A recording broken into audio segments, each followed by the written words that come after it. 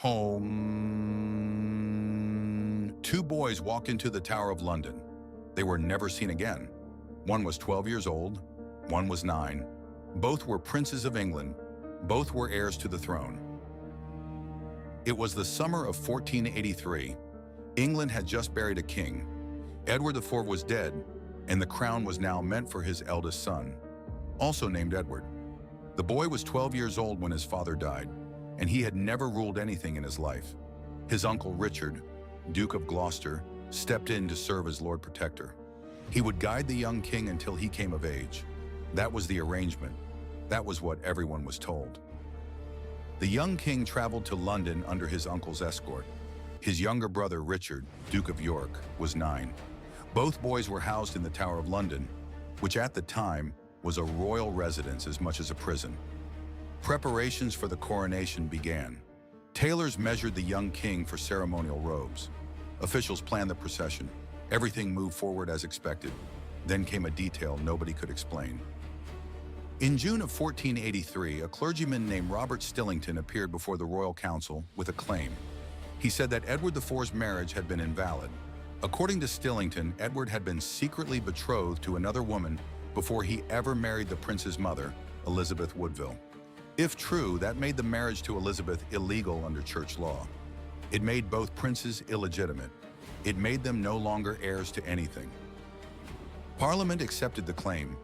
An act called Titulus Regius declared the princes bastards. Within weeks, Richard of Gloucester was crowned King Richard III.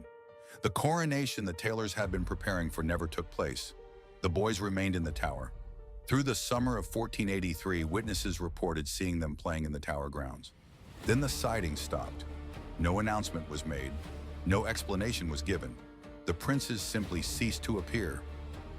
No death certificates. No burial records from that time. No bodies. Families of palace servants who worked in the tower during those months left no written accounts of what they witnessed. The silence was total.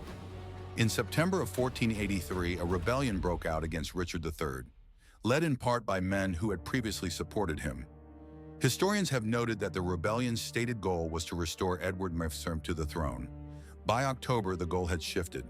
The rebels were no longer trying to free the princes. They were backing a different claimant entirely. The shift suggested that by October 1483, those closest to the situation believed the princes were already dead. But here's what the history books never mentioned. The case did not end in 1483. It did not end when Richard III fell at Bosworth Field 2 years later. It did not end when Henry VII took the throne and had every reason to produce the bodies. Proof of Richard's guilt, proof of his own legitimate claim. Henry never produced them.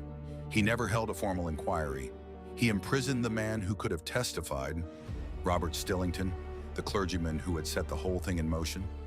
And Stillington died in custody without giving a full account. The new king's silence was as complete as the old king's.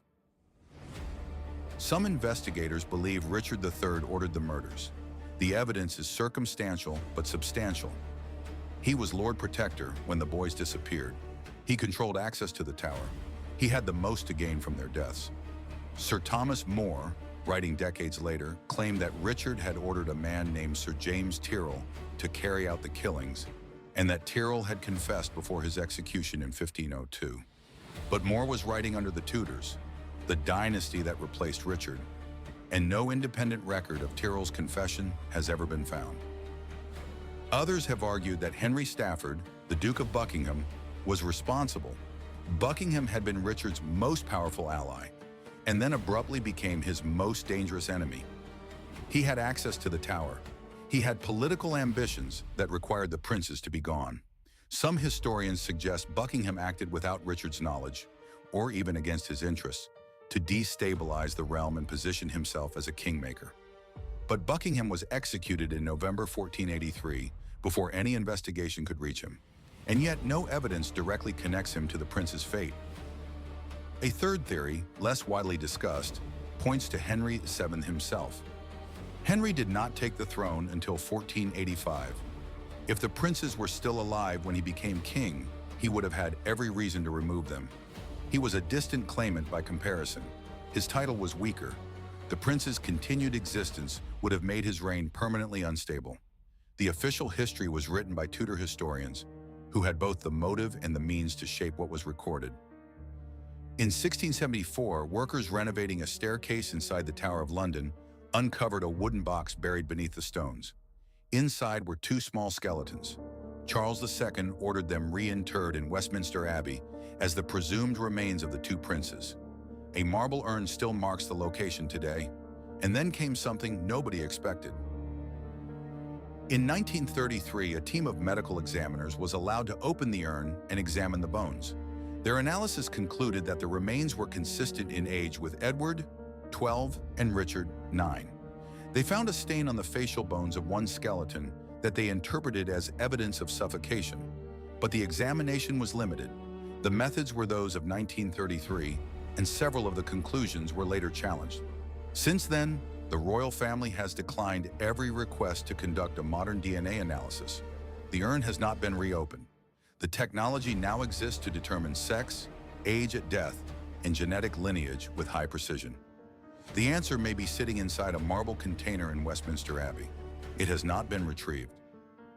Medieval England was a world where power changed hands through violence, and documentation followed power. Those who controlled the record controlled the truth.